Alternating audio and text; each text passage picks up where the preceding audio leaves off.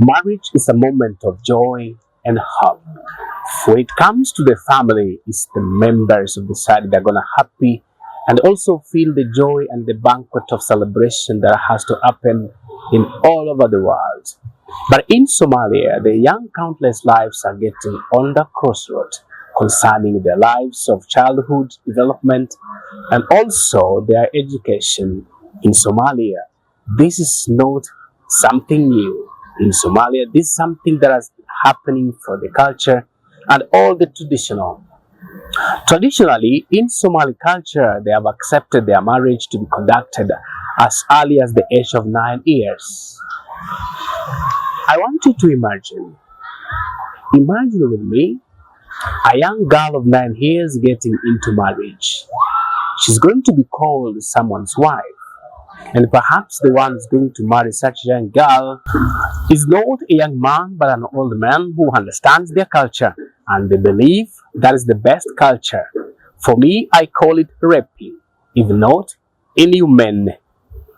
This is PTN TV with me, Professor Ezekiel. Join with me as I share more stories from Somalia. In Somalia, we're going to look the journey of Somalia as they give us their story from Somalia. All the parts of Somalia, they have accepted their culture. A 9-year-old girl can get into marriage. I want you to imagine you have a daughter who is 9 years old and then she gets into marriage. As a parent, how do you feel? Have a look at this picture whereby the old men, they are celebrating a young girl getting into marriage. If you look at this picture, they are giving a kind of celebration as they give her the gift, different types of clothes.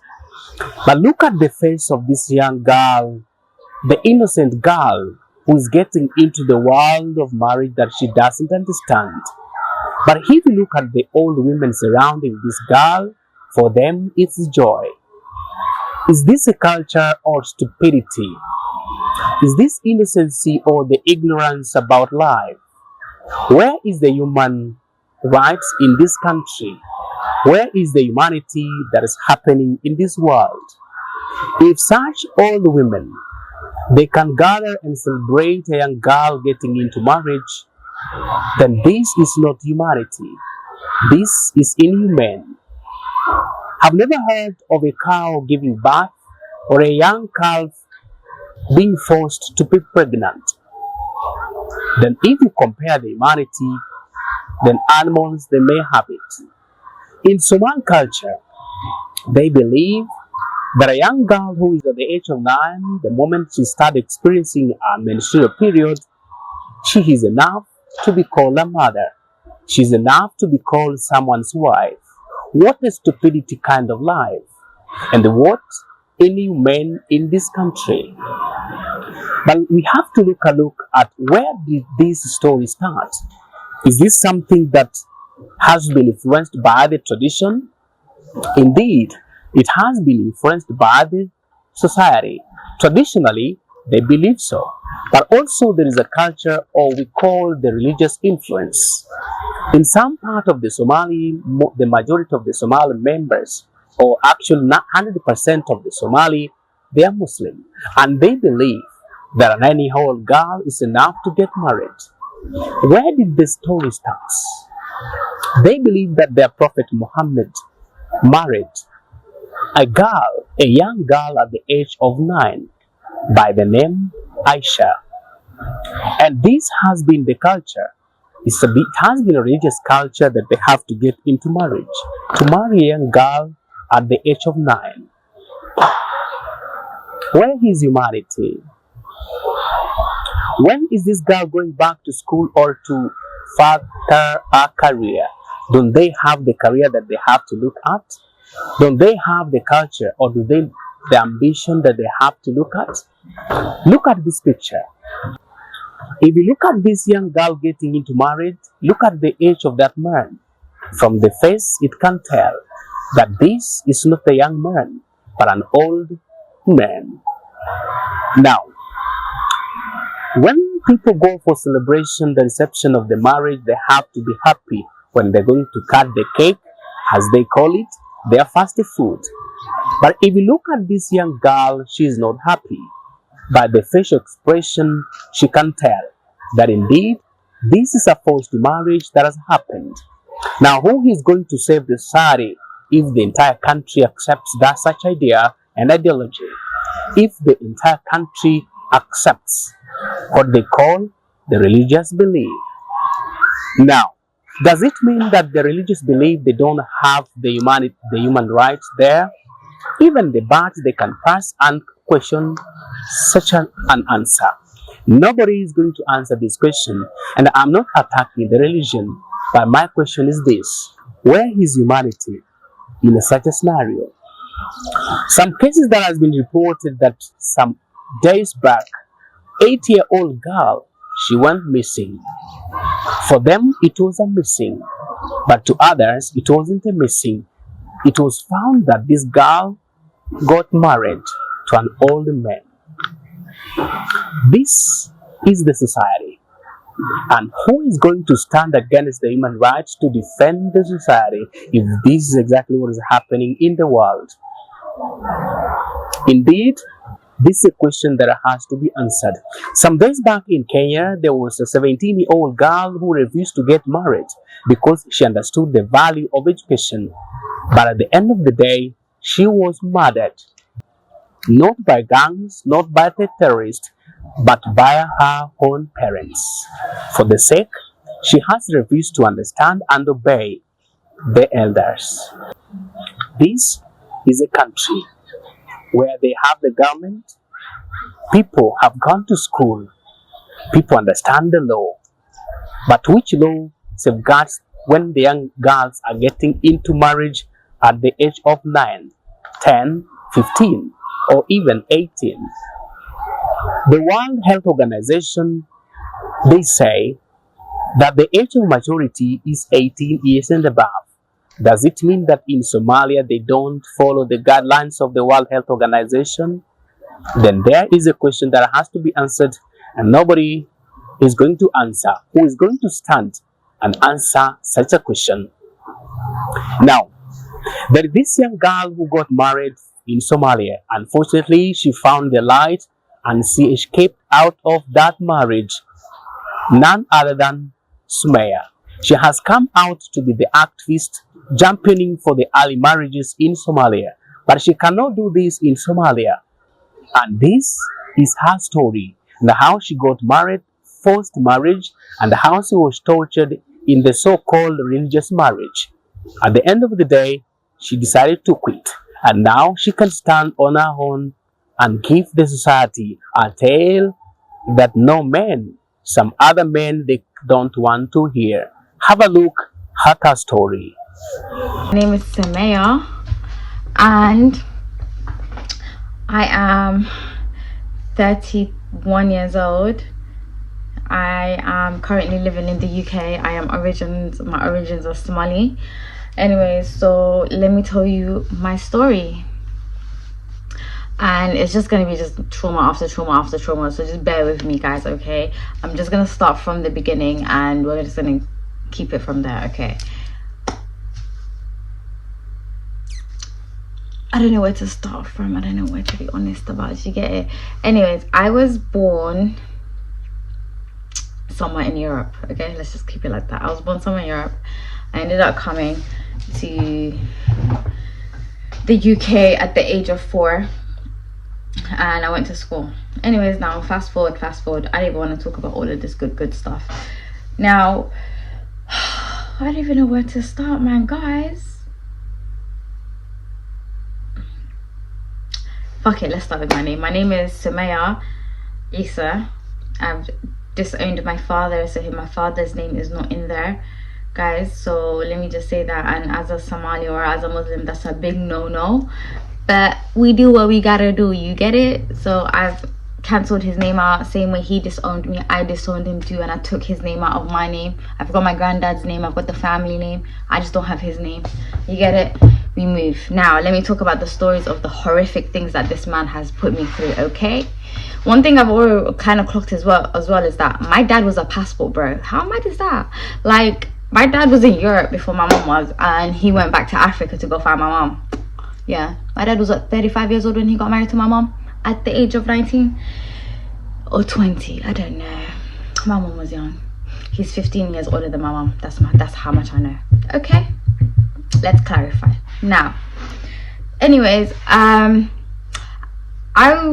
family moved. Like, my mom took us to Egypt. I think it was 2004. And that was because her mom lived there, and she was like, oh, I haven't seen my mom in so long, like in 10 years, I need to go see my mom. So she went, and she needed to go see her mom, so she went and seen her mom in Egypt. Now, it was a good summer. We enjoyed the summer, but by the end of the summer, we was only supposed to be there for the summer. But by the end of the summer, my mom decided, oh my god, I love the culture, I love the family, I love the aspect, everything, fuck England, we're staying. Just like that, she's like, we're moving. And bro, I'll be honest, like, I had trauma with moving. I hated moving because up until that point in my life, I've moved every single year of my life. Another city, another country, another city, another school, another area. Bro, I don't think I've been in the same area for 2 years in a row up until now. Anyways, we move. Let me just get to, what was I saying? Where was I at? My father. Anyways, we moved to Egypt. I moved to Egypt at the age of 11. Anyways, I was put into secondary school at that time. Like, I did year 5, year 6 again. I did year 5, but I had to resit year 5 again because in Egypt it's a bit different, I think. I don't know. Did year 6, did year 7, and then about year 8, they were like, yeah, we're gonna need you to. No, I think I did year 8. Did I do year 8? I can't even remember. But anyways, what I'm trying to say is them motherfuckers put me in homeschooling. They've started homeschooling me because they were like, you're going crazy. But also, these are the same people that started talking to me about marriage and marriage life as a girl, what you're supposed to do and what's expected of you from the age of 12. So think of it like this. From the age of 12 to 15, I've been groomed every single day. Every single woman around me, an older woman, like in the family, like, and I can name names if you don't want me to. Big names I can name. Yeah. Now let's get back to this, because I'm not trying to put you lot out. If you lot deny me my antics, I will be naming names.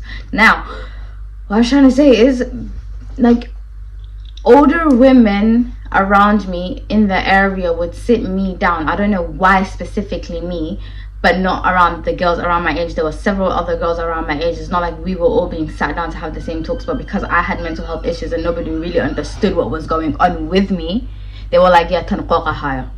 Like, who the fuck says that? Like, oh, at a 12-year-old age. Like, come on, you lot are not okay in the head now.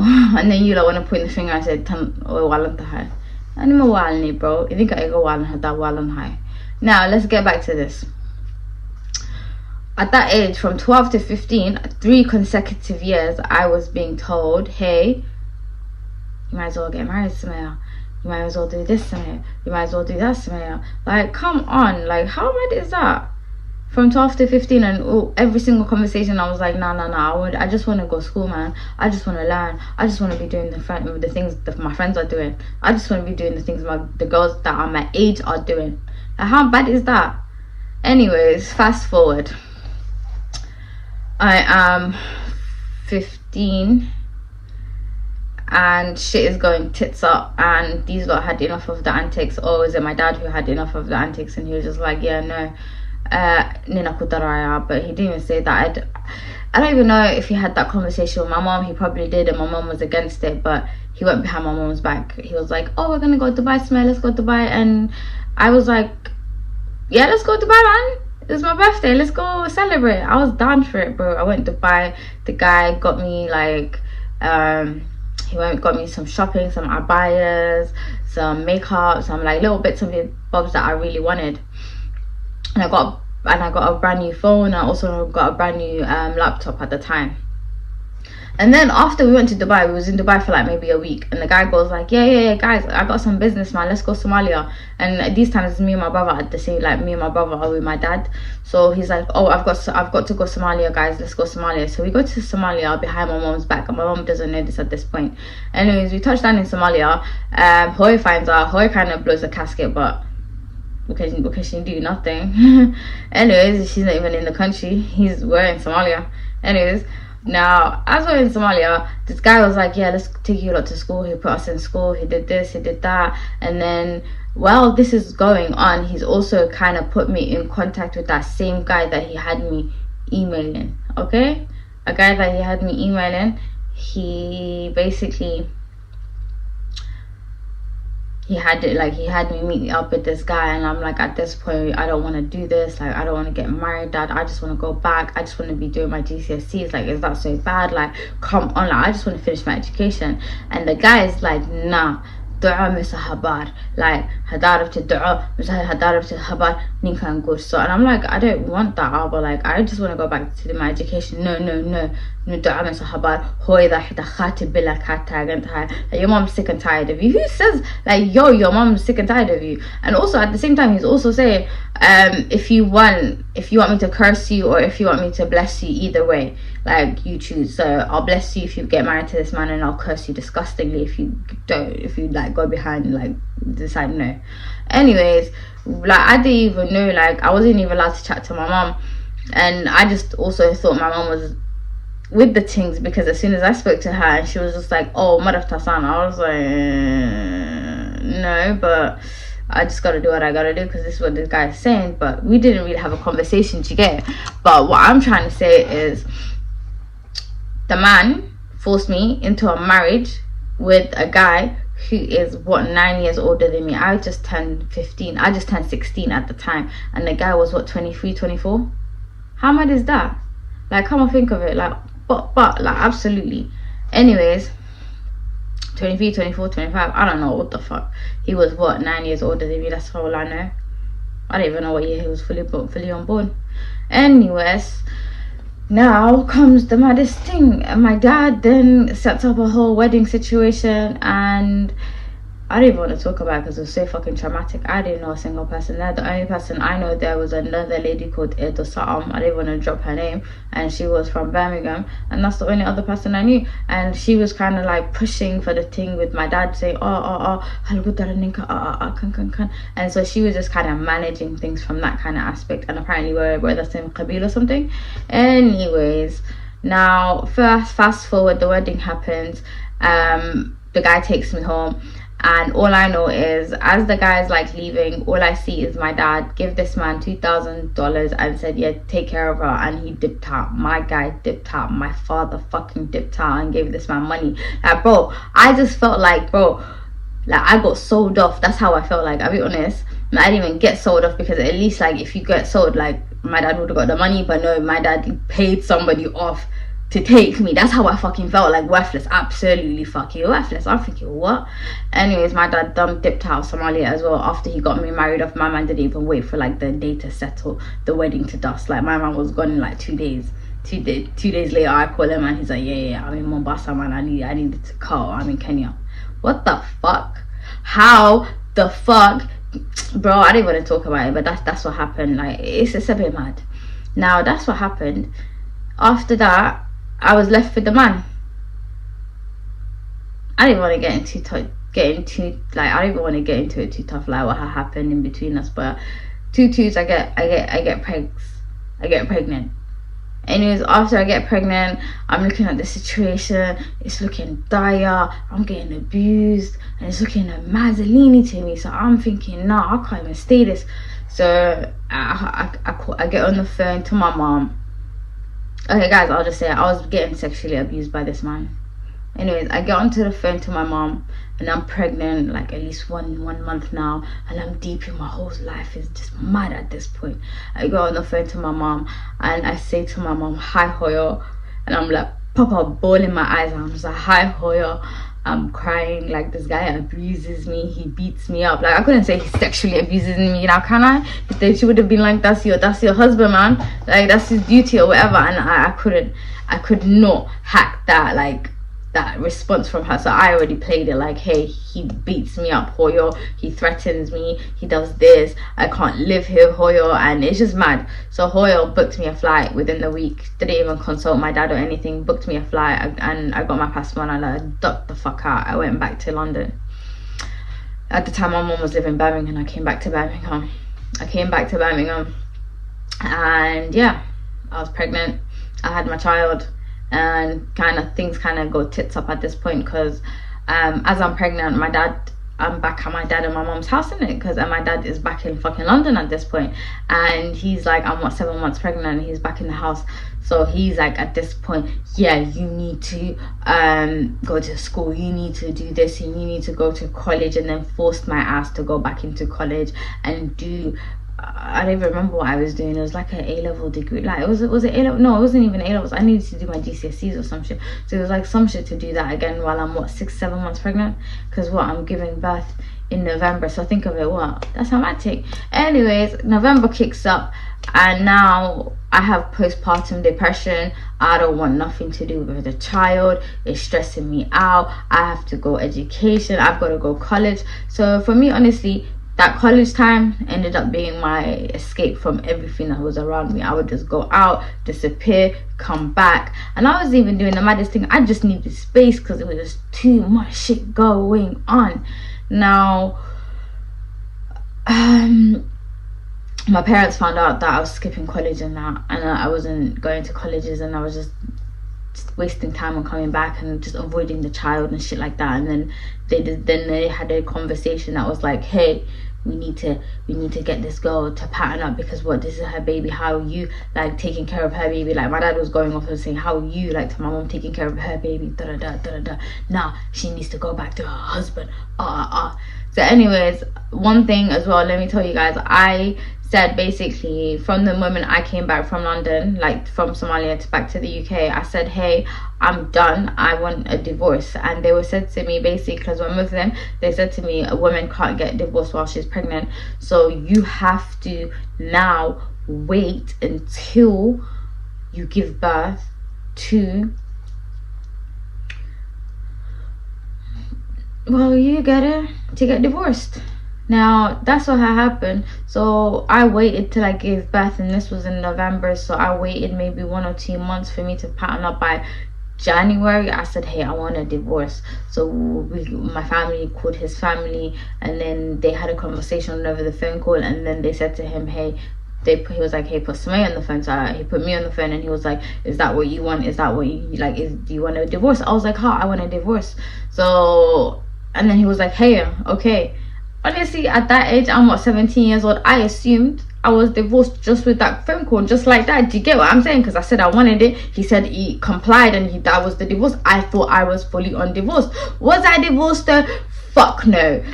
And this is like, let me just, anyways, that's another story to you. Like, you know how I know I was not divorced. Now, this is what they come up to me at 70 years old. I'm very gullible. I trust my parents. Even after all of the fuckeries that they put me through, I still trusted them. Okay, I loved them, and I couldn't believe that it was them that were doing me like this. Do you get what I'm saying? So now I choose to trust them because they're my parents. I love them. Okay. Now they say to me, after they find out I'm skipping school and all of this, and I want a divorce and whatnot, they say to me, hey, the baby needs to see its father. There's no point, like, the baby needs to see his father. You need to go back to Somalia. Like, there's no point for you to be even here. Like, what are you doing? Like, you need to be out. Like, you need to get going. Like, the baby needs his father. And I'm just like, no, but I need to be here. I don't want to go back. And they were like, okay, you don't have to go back full time, but you need to go back for a little bit for the baby to see, and then you can come back for another little bit, and you can go on holiday. So, oh my god, tell a lie. It was like, we're going there for a holiday. Stuff for like, them motherfuckers lied to me. They said we're gonna go there on holiday, and then after that we're gonna go to South Africa and go see what the hell South Africa's saying. Gonna go give you a bit of fresh air, like how we get this, change up the scenery for you, because it's looking like you're struggling. Okay, I was like, okay, I trusted them, but first stop is Somalia, these motherfuckers say. Why did I not believe that from the get-go? Why did I not believe them? Why did I not, like, I don't even know why I believed them, especially after the first God. What did they say? Fool me once, blame it on me. Fool me twice, it's me. Yeah. Anyways, fool me once, blame it on you. Fool me twice, blame it on me. I don't know, man. I'm speaking gibberish. I'm fully untied at this point, and it's getting a bit annoying. Okay.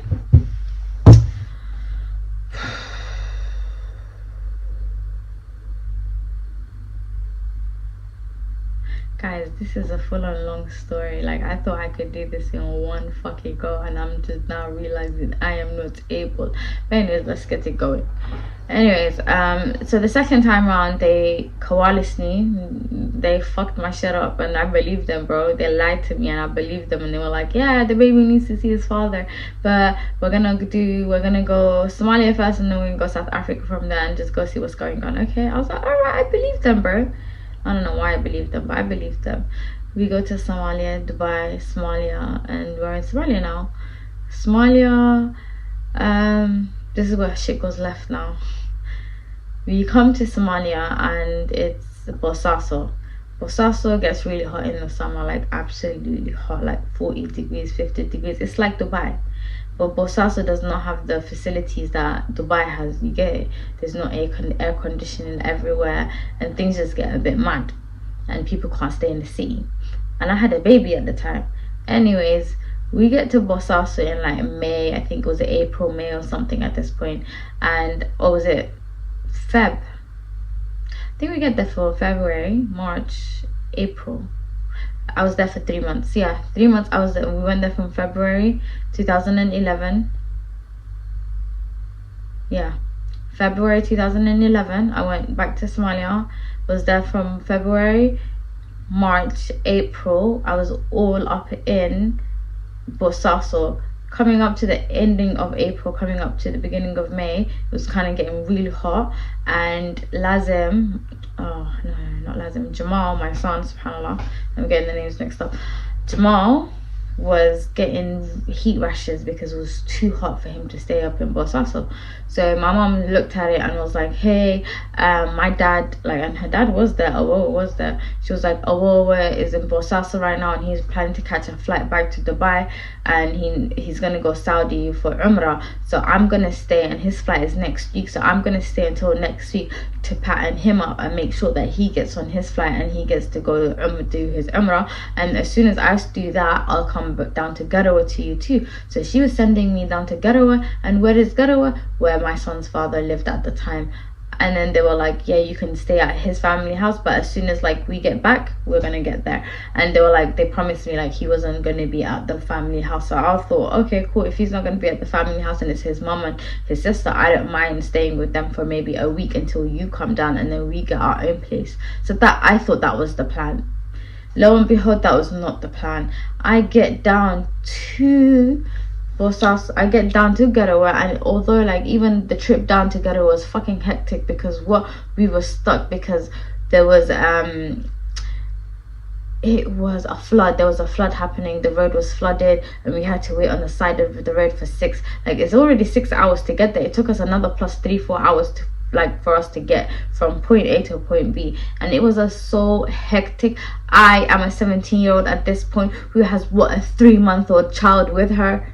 No, 6-month-old child at this point. Okay, it was crazy. It was hectic. Oh my god, may God never put me through that shit again. But what I'm saying is, it was a Mazzolini. I didn't know what I was doing. I had just turned into a mother. I was dealing with postpartum depression. I weren't dealing with the baby. My sister, my mom, everybody around me were taking care of that child more than I was. So for me, I was just thrust right into everything, and I just had to take charge. So that's what I did. Anyways, moving forward, after that, I get down to Garawa. I'm in Garawa for maybe a week, and as the week goes by, my mom I call up my mom after a week because she was like, Sumaia, I'm gonna come down in a week, right? So I call up my mom. I'm like, hey Hoyo, assalamu alaikum, fi anta, hi, like, what's going on?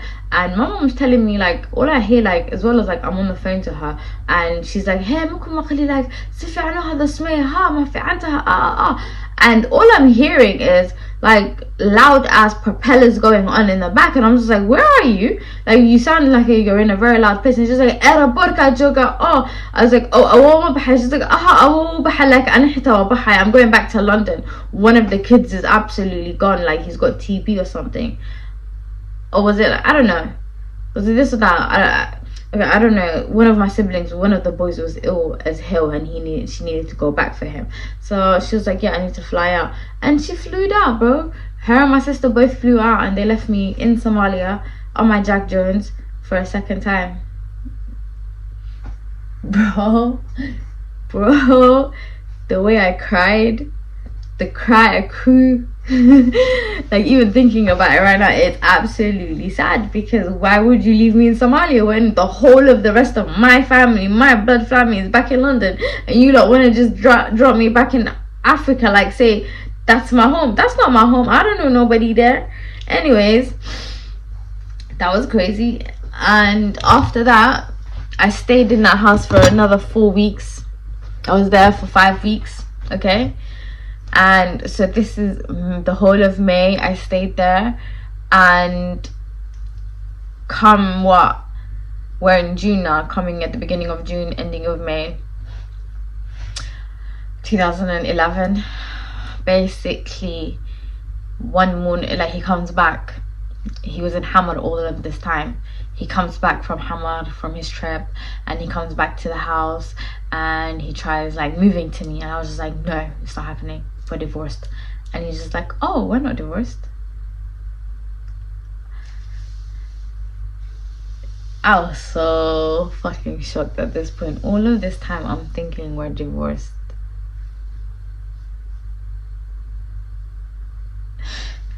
Bro, the way my heart dropped to the stomach, and he tried to sleep with me, and I was like, no. And there was no other place for me to even sleep. So what did I do? I put the baby in between us, and I was like, yeah, I'm not having no sex with no baby in between me and you. You damn right. Anyways, he was getting a bit salty. I don't know what it was. Now, all I know is, while I was there, in the 4 weeks that I was there, my mom got me a job at a nursery at one of her best friends, like, that she grew up with, lived there.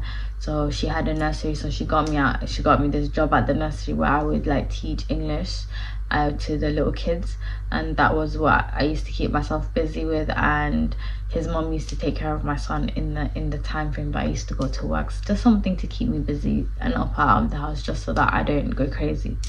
Anyway, so while that is happening, he came back in it. So what, I think it was like, I don't even think he was back for 2-3 days. On the third day or something, he comes back in, and he wakes up in the morning, and he just bugs out on me, and he's just like, what are you doing?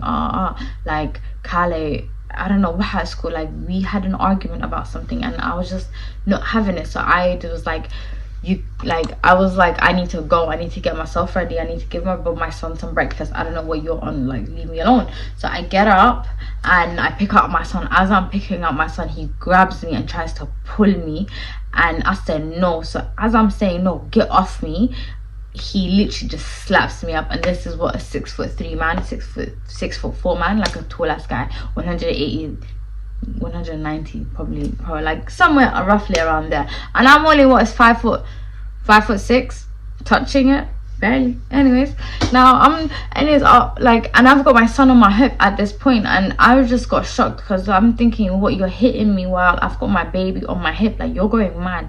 Like, this is going crazy. Like, I did not sign up for this shit.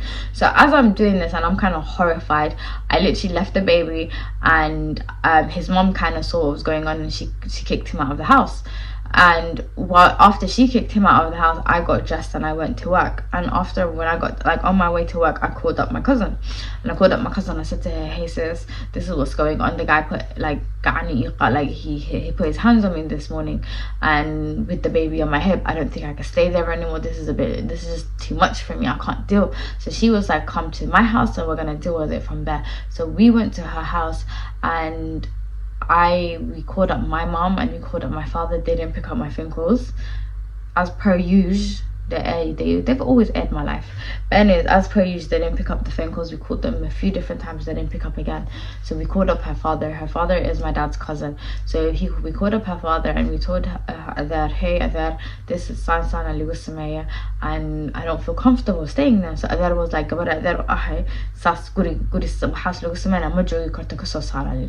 so, and then he also advised us, killing her adina, cousin kina choga wa'ala. So we called up our cousin who had a car, and as we called him up, hey, this is the address. And me and my cousin ended up getting dressed, and no, she got dressed, and we ended up coming out to my, where we were staying. His mom and the family house was where I was staying.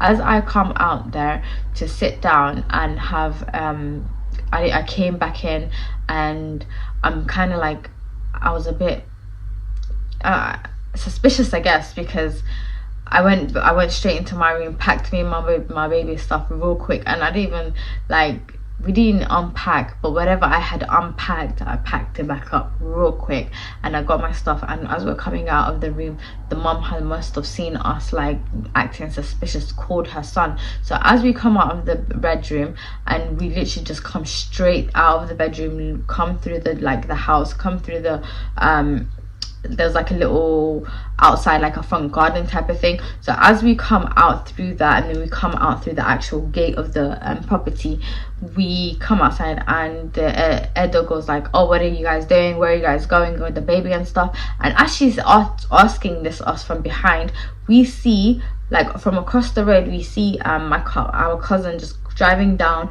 with a 4x4 Land Cruiser, a 4x4 Range Rover type of thing.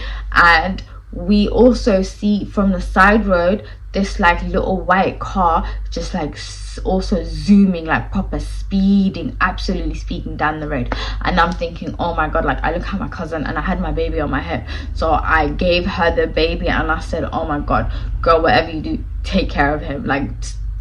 And then as soon as I gave her the baby, the guy came flying out of the car. Didn't even wait for the car to stop. He flew out of that car, and he literally fly kicked me, put a sabahad with me, fly kicked me, and my head went straight into the ground, and it got hit by the ground, and I lost consciousness. Personally speaking, I don't remember what happened. All I know is I woke up to him and my cousin pulling and fighting over my baby. So I get myself up, and I literally charge at them, and I start fighting him, and I'm fighting him. As I'm fighting him, the baby is still I don't even know what the fuck happened. All I know is it was a bit crazy. It was a bit mad. I got beat the fuck out of. This guy was swearing at me. At some point, him and his, I don't know who it was, another guy decided to pick me up. And when this is all, this whole commotion is happening in main roads, outside, everybody can see, and it's going crazy. Neighbors are getting involved, people are getting involved, but also nobody's getting involved at the same time. Nobody's stopping what's happening. Everybody's just sat there watching. Oh my god, oh my god. So I think it was his friend or something that came in, and then decided to pick me up and then drag me into the property.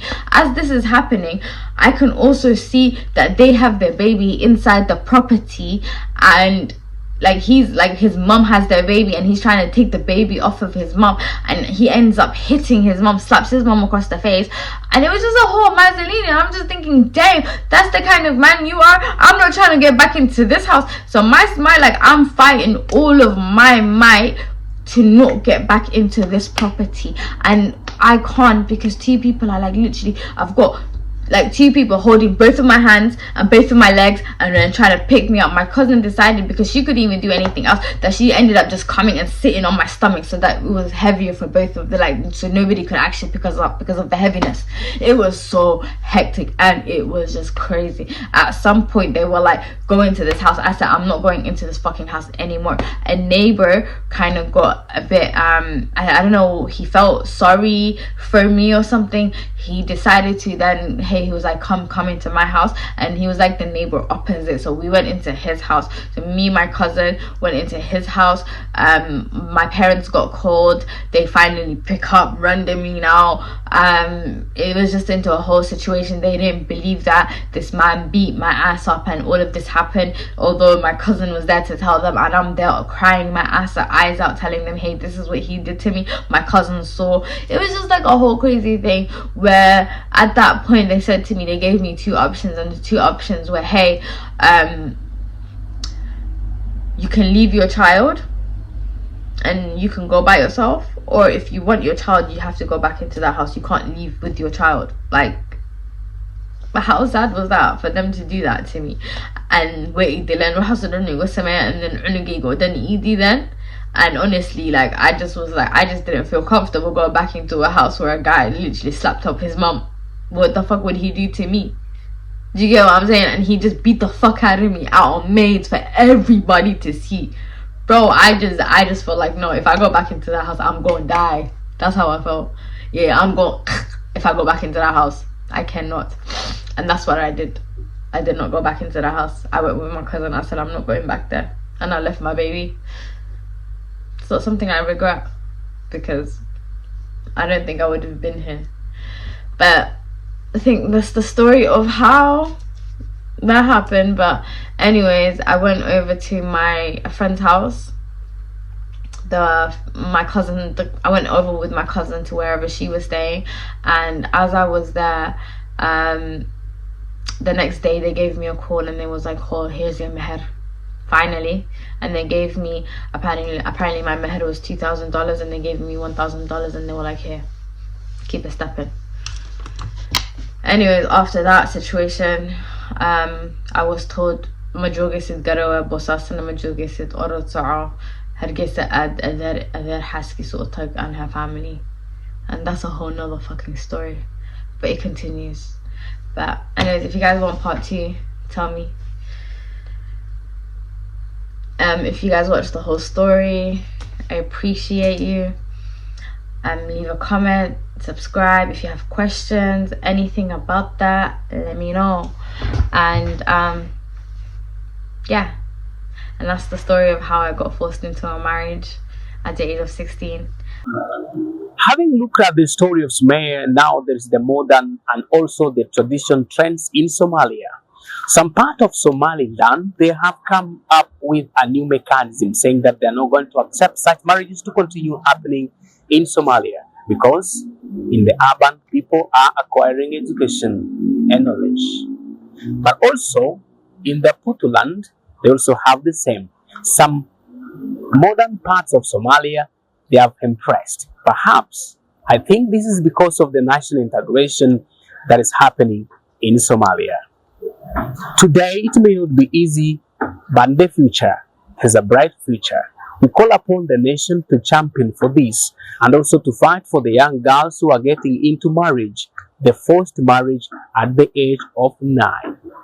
This is the people who believe that a girl doesn't have a say in the society. It's only the elder men who can decide. Or generally, the women, they don't have a voice in the society. They believe that it's only the elder men who can give such a decision. Behind every marriage lies a dream of happiness, security, and belonging. But for so many young girls, young souls, the dreams begins before they have had the chance to know themselves fully. As families, communities, and nation face these deeply personal choices, there is hope. Hope that one day, every child can grow freely, learn boldly, and step into marriage with open eyes and an open heart. Because the true promise of tradition is not just what we inherit, but in what we choose to give to the next generation. It's a question that we have to ask. This is PTN TV with me, Professor Ezekiel Orero.